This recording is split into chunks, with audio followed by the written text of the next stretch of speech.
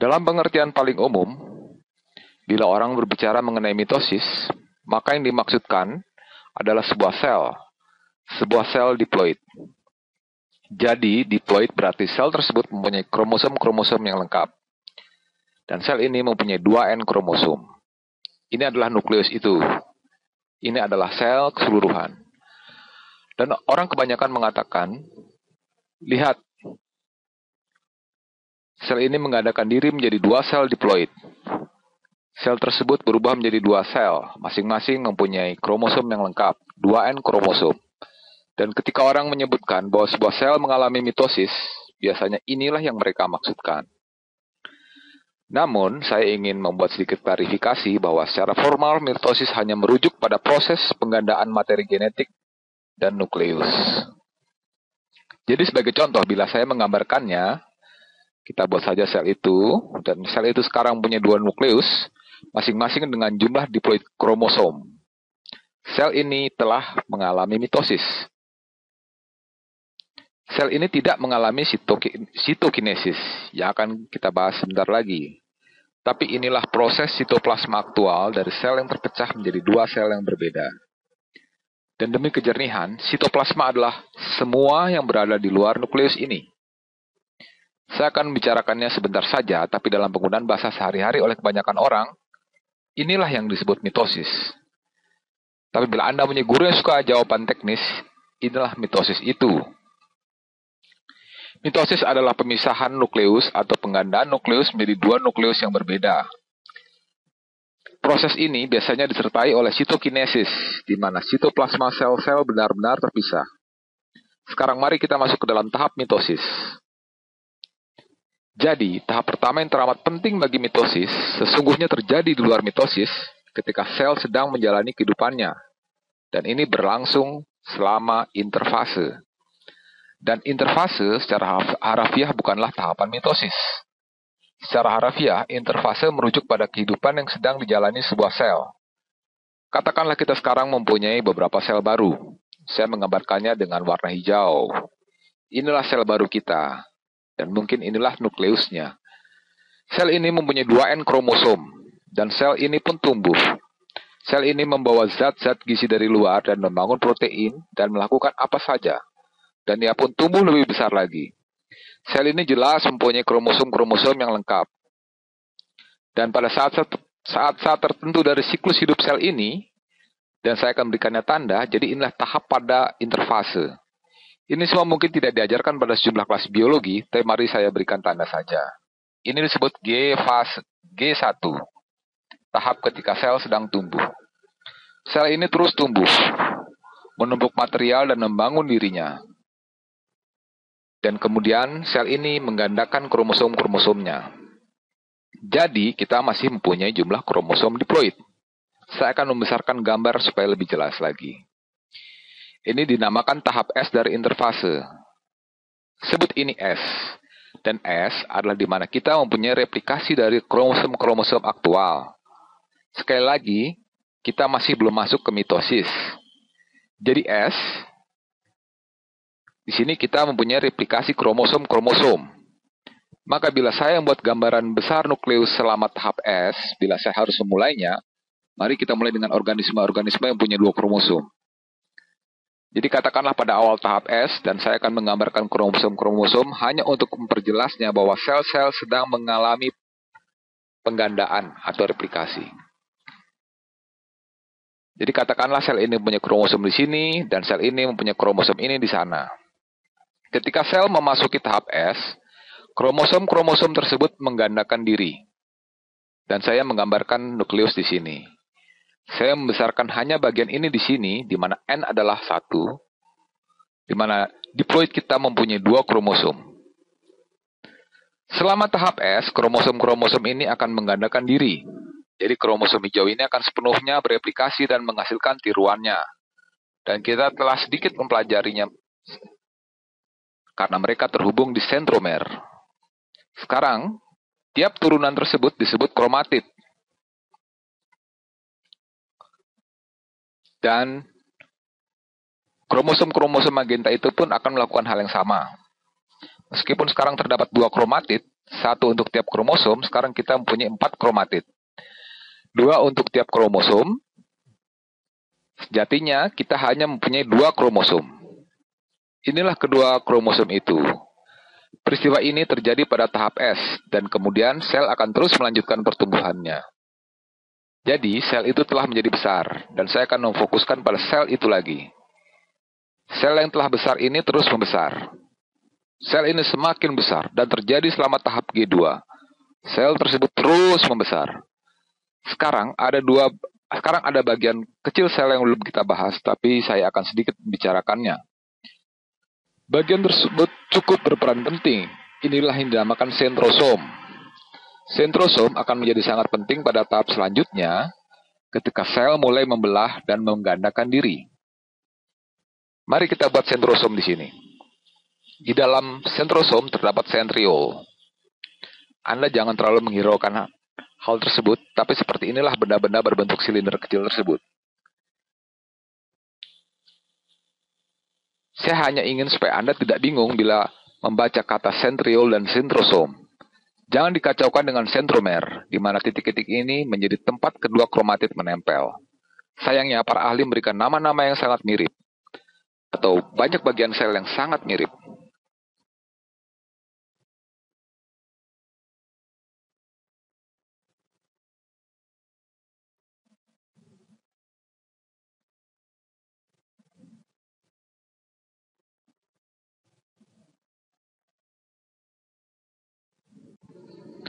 Sekarang, kita mempunyai sentrosom yang sebentar lagi akan digambarkan lebih jelas dan berada di luar nukleus dan nantinya akan bereplikasi. Selama interfase, mereka juga bereplikasi. Bila tadi kita mempunyai 1, sekarang menjadi 2. Dan tentu saja keduanya memuat sentriol-sentriol kecil, tapi kita tidak akan terlalu menyoroti keduanya sekarang ini. Jadi, apa yang terjadi pada interfase? Disinilah sebagian besar berlangsung kehidupan sel, dan sel-sel bertumbuh dan melakukan apa saja. Sesungguhnya, saya menyinggung sedikit hal penting di sini. Ketika saya menggambarkan DNA di sini, saya menggambarkannya sebagai kromosom-kromosom. Tapi kenyataannya ketika kita tiba di interfase, ini tidak benar-benar seperti terlihat seperti DNA. DNA bila saya harus menggambarkannya di sini berada dalam bentuk kromatin. DNA tidak terpilih rapat seperti apa yang saya gambarkan di sini. Saya menggambarkannya terpilih rapat supaya Anda dapat melihat bahwa DNA mengalami replikasi. Namun kenyataannya, kromosom hijau ini benar-benar akan terbuka. Dan kalaupun Anda mencoba mengamatinya melalui mikroskop, Anda tetap akan mengalami kesulitan. Inilah DNA dalam bentuk kromatin. Kita akan sedikit membahas di mana DNA mengorganisasi diri kembali ke bentuk kromosom, tapi dalam bentuknya sebagai kromatin. Ini hanyalah sekumpulan DNA dan protein, sehingga DNA sedikit terbungkus rapat. Jadi ada sejumlah protein di sini, ketika DNA sedikit terbungkus rapat. Tapi bila Anda melihatnya melalui mikroskop, Anda hanya mendapatkan sebercak besar DNA dan protein-protein yang tak terlihat jelas. Hal yang sama untuk molekul berwarna magenta ini. Beginilah, agar DNA dapat berfungsi, ia harus jadi seperti ini. DNA harus terbuka kepada lingkungannya, agar mRNA dan berbagai macam protein penolong mampu berfungsi dengannya. Dan bahkan agar ia mampu bereplikasi, ia harus melonggarkan diri seperti ini untuk dapat berfungsi. Dan setelah itu DNA akan menjadi terpilih rapat seperti ini. Saya menggambarkannya seperti ini. Di sini ada satu kromosom hijau dan ini akan bereplikasi membentuk kromosom hijau lain dan keduanya akan bertemu pada titik-titik tertentu. Kromosom magenta ini akan bereplikasi membentuk kromosom magenta lain dan keduanya akan bertemu pada beberapa titik. Tapi tentu saja realitanya tidak akan sejelas ini. Saya menggambarkan seperti ini untuk memperlihatkan proses pembentukannya. Seperti inilah realitanya. Ini dalam bentuknya sebagai kromatin. Sekarang, kita siap untuk mitosis. Jadi, pada dasarnya, tahap pertama mitosis, saya akan menggambarkannya.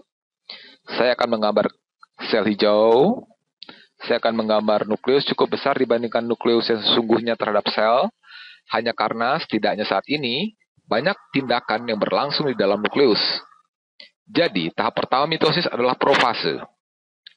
Boleh dibilang ini adalah sembarang nama yang diberikan. Orang mengamati melalui mikroskop. Oh, itulah tipe langkah tertentu yang selalu kita lihat ketika sebuah nukleus membelah dan kita akan menamakannya sebagai profase. Apa yang terjadi dalam profase? Yaitu kromatin mulai berubah menjadi bentuk ini. Seperti yang telah saya katakan, ketika kita berada di interfase, DNA berada dalam bentuk ini, di mana semuanya terpisah dan membuka diri. Dan juga sesungguhnya DNA siap untuk terpilih rapat. Jadi inilah yang Anda lihat. Dan ingat, DNA telah bereplikasi. Replikasi terjadi sebelum mitosis bermula. Jadi saya mempunyai satu kromosom di sana, dan kemudian saya mempunyai kromosom lain di sini. Kromosom ini mempunyai sepasang kromatid yang kemudian akan terpisah. Sekarang, selama profase, Anda juga akan melihat sentromer-sentromer ini muncul, sebagaimana telah saya bahas sebelumnya. Lingkaran-lingkaran kecil ini siap membantu pembentukan mikrotubulus. Dan Anda dapat melihat batang-batang atau benang-benang ini akan menjadi kunci penggerak saat kita membelah sel. Semua ini sangat mengagumkan. Coba bayangkan sebuah sel, sesuatu yang sesungguhnya sangat sederhana. Sel merupakan struktur kehidupan paling dasar dalam diri kita atau dalam kehidupan secara luas. Di sini berlangsung proses mekanisme yang rumit dan banyak yang masih belum dipahami. Maksud saya, kita dapat mengamatinya, tapi kita tidak sungguh-sungguh mengerti apa yang terjadi pada level atomik atau pada level protein yang memungkinkan benda-benda ini bergerak secara sangat teratur. Ini masih menjadi satu lahan penelitian. Ada yang telah dapat dipahami dan ada pula yang belum. Sekarang kita mempunyai dua sentrosom ini, dan keduanya membantu pengembangan mikrotubulus tersebut, yang secara harafiah menyukai mikrostruktur kecil ini. Anda dapat melihatnya seperti tabung atau semacam benang. Sekarang, ketika profase berlanjut, akhirnya sel sampai pada titik di mana akan saya jelaskan. Saya tidak mau ada tulisan replikasi ini. Ini memusingkan, akan saya hapus. Jadi ketika profase berlanjut, selubung inti mulai terbuka. Akan saya gambarkan ulang. Saya copy dan paste dari gambar sebelumnya. Saya taruh di sini. Jadi ketika profase berlanjut, selubung inti mulai memecah. Jadi ini mulai membuka dan memecah, dan siap tumbuh dan menempel pada sentromer. Saya lanjutkan. Jadi semua ini terjadi selama profase. Karena semua ini terjadi selama profase, bagian akhir profase, kadang-kadang para ahli menyebutnya profase akhir, kadang-kadang pula disebut sebagai prometafase. Jadi kadang-kadang ini dianggap sebagai fase terpisah dari mitosis, meskipun ketika saya mempelajarinya di sekolah, tidak saya jumpai istilah prometafase. Para ahli menyebut semua ini sebagai profase. Tapi pada akhir profase atau pada akhir prometafase, tergantung pada bagaimana Anda melihatnya, seluruh situasi akan terlihat seperti ini. Anda melihat sel keseluruhan. Selubung inti pecah dan pada titik tertentu telah menghilang. Meskipun protein-protein pembentuknya masih ada dan nantinya akan digunakan, dan pada kasus ini Anda masih mempunyai dua kromosom ini. Pada manusia terdapat 46 kromosom. Anda mempunyai dua kromosom sekarang ini, masing-masing terbuat dengan kromatin pasangan. Masing-masing terbuat dengan sepasang kromatid. Dua kromosom. Tentu saja keduanya mempunyai sentromer di sana, dan kemudian sentrosom ini akan bermigrasi ke kutub seberang yang dahulunya merupakan nukleus. Dan ini kemudian menyebar. Mikrotubulus ini, jadi mereka sesungguhnya melakukan dua fungsi. Pada titik ini mereka seperti mendesak kedua sentrosom. Jadi kita mempunyai ini semua dan mereka terhubung dengan, seperti Anda tahu, ada yang berasal dari sentrosom ini, ada yang berasal dari sentrosom ini, ada yang terhubung dengan keduanya. Dan kemudian mikrotubulus ini, tabung-tabung atau benang-benang ini, apapun yang Anda lihat, melekatkan diri pada sentromer dari kromosom-kromosom yang ada. Dan struktur protein tempat mereka melekatkan diri disebut kinetokor. Jadi inilah kinetochore, dan itu mungkin atau mungkin juga bukan kinetochore. Inilah struktur protein. Menakjubkan bukan? Masih menjadi bidang penelitian luas mengenai bagaimana persisnya mikrotubulus melekat ke kinetochore. Dan seperti akan kita lihat sebentar lagi, pada kinetochore inilah mikrotubulus siap menarik kedua pasang kromatid yang terpisah dan benar-benar melepaskan mereka. Dan masih belum dipahami secara persis bagaimana itu terjadi. Hanya berdasarkan pengamatanlah diketahui ini sungguh terjadi. Ketika profase dilalui, sel-sel memastikan kromosom-kromosom berada pada posisi yang sejajar. Saya menggambarkan kromosom-kromosom yang sejajar di sini. Tapi ini terjadi selama metafase, yang merupakan tahap selanjutnya. Yang pertama tadi adalah profase. Sekarang kita berada di metafase, dan metafase sesungguhnya adalah proses penyelarasan kromosom-kromosom. Jadi semua kromosom akan sejajar di tengah-tengah sel. Saya membuat satu berwarna magenta di sini, dan satu lagi magenta di sini, dan satu lagi di sini, warna hijau di sana, dan tentu saja kita punya sentrosom-sentrosom, gelondong-gelondong mikro yang keluar dari dalamnya. Beberapa merupakan gelondong-gelondong mikro kinetochore yang melekat ke sentromer dari kromosom-kromosom aktual. Sangat memusingkan, bukan?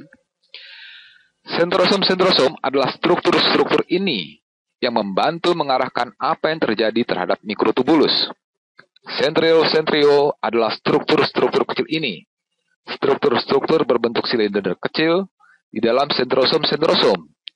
Dan sentromer merupakan titik tengah tempat kedua kromatid saling melekat di dalam sebuah kromosom. Jadi ini satu kromatid pasangan. Di sana kromatid pasangan lainnya. Dan mereka melekat di sentromer. Tapi ini adalah metafase. Cukup mudah. Metafase. Anda mempunyai sel-sel yang sejajar ini. Dan ada beberapa teori. Bagaimana sel tahu untuk berkembang maju melalui titik ini? Bagaimana sel tahu bahwa semuanya sejajar dan terhubung? Dan kemudian, ada sejumlah teori yang mengatakan adanya mekanisme sinyal bahwa bila satu dari protein-protein kinetochore ini tidak benar-benar terhubung ke salah satu dari benang-benang ini, maka akan dikirimkan sinyal agar mitosis tidak berlanjut. Jadi ini merupakan proses yang sangat rumit. Dapat Anda bayangkan bila Anda mempunyai 46 kromosom dan semua unsur ini berproses di dalam sel dan tidak ada penggerak dari luar atau komputer di sini. Semuanya digerakkan secara kimiawi dan melalui proses termodinamika. Tapi, cukup dengan melihat kerumitan atau keanggunan proses ini semua terjadi secara spontan melalui hubungan-hubungan yang seimbang dan saling kontrol yang tepat. Maka pada umumnya, tidak terjadi kesalahan. Sangatlah mengagumkan. Setelah metafase, kita sekarang siap memisahkan diri. Dan inilah anafase. Jadi pada anafase, saya tuliskan di sini, saya mengubah warna sel saya. Yang ini tertarik saling menjauh. Dan ketika ini semua terpisah, kita melihat kromosom tertarik. Saya buat dengan warna hijau. Jadi satu dari pasangan ini bukan hijau. Satu dari kromatid pasangan tertarik ke arah itu. Satu lagi tertarik ke arah ini. Hal yang sama terjadi pada yang berwarna magenta. Tertarik ke arah itu, dan satu lagi tertarik ke arah sana. Dan tentu saja, sentrosom-sentrosom kita di sini, dan kemudian mereka terhubung ke kinetochore yang berada di sana, dan di sanalah mereka tertarik. Juga terdapat keseluruhan struktur mikrotubulus yang tidak terhubung dengan kromosom-kromosom aktual. Namun mereka membantu mendorong dua sentrosom ini, sehingga semuanya bergerak ke kutub-kutub yang berlawanan pada sel. Dan begitu kedua kromatid ini terpisah, dan setelah saya singgung sedikit sebelumnya ketika kita membahas DNA, kemudian begitu itu terjadi, masing-masing ini disebut sebagai kromosom-kromosom. Jadi sekarang boleh dibilang bahwa sel mempunyai apa yang tadinya terdapat di sini. Sel ini mempunyai 2 kromosom. Sekarang ia mempunyai 4 kromosom. Karena begitu sebuah kromatid tidak lagi terhubung pada kromatid pasangannya, ini menjadi kromosom-kromosom berpasangan. Yang sesungguhnya merupakan konvensi penamaan saja. Maksud saya, mereka di sini sebelumnya Dan inilah mereka kemudian. Sebelumnya mereka saling terhubung. Sekarang mereka tidak terhubung. Dapat dikatakan mereka telah menjadi entitas-entitas yang berbeda. Dan kita hampir selesai. Tahap terakhir adalah telofase. Saya menggambarkan sel yang sedikit berbeda di sini karena hampir sepanjang waktu sesuatu berproses terus-menerus bersama telofase. Ini telofase dan saya akan memutar sel 90 derajat. Katakanlah ini tadinya sebuah sentromer. Dan ini sentromer lainnya. Jadi pada titik ini benar-benar menarik DNA ke dirinya. Jadi, dia ini menarik satu tiruan kromosom itu dan satu tiruan kromosom ini. Proses yang sama terjadi juga di sini. Dia menarik satu tiruan dari masing-masing. Oh, saya pakai warna berbeda. Satu tiruan dari tiap kromosom ke dirinya. Saya gambarkan lagi di sini seperti tadi. Dan sekarang membran inti mulai membentuk di sekitar masing-masing dari kedua ujung ini. Maka sekarang kita mulai mempunyai sebuah membran inti yang terbentuk dari kedua ujung ini. Dan pada akhir telofase, di sini kita berada, telofase, kita telah melalui mitosis sepenuhnya. Kita telah melakukan replikasi sempurna dua nukleus awal kita, dan seluruh muatan genetik di dalamnya. Sekarang, pada waktu yang sama, saat telofase berlangsung, biasanya kita melihat sitokinesis ini, di mana pembelahan galur ini terjadi selama telofase. Ini semua terdesak dan semakin terdesak lebih dalam oleh mikrotubulus ini, sehingga mereka sampai pada ujung-ujung sel. Dan Anda dapat melihatnya saat mereka mendesak terus ke tepi dan membuat sel memanjang. Saat sedang berlangsung akan dijumpai galur ini terbentuk, lekuk-lekuk kecil ini. Pada akhir telofase pada mitosis, juga akan Anda jumpai proses sitokinesis ini, di mana pembelahan galur terbentuk dan semakin dalam, terus terdesak semakin dalam sampai sitoplasma benar-benar memecah menjadi dua sel. Jadi, inilah sitokinesis, yang secara formal bukan bagian dari mitosis, namun biasanya terjadi dalam telofase. Pada akhir mitosis, biasanya kita menjumpai dua sel yang sungguh identik. Ketika Anda mempunyai kedua sel tersebut, maka keduanya secara individu memasuki interfasenya sendiri.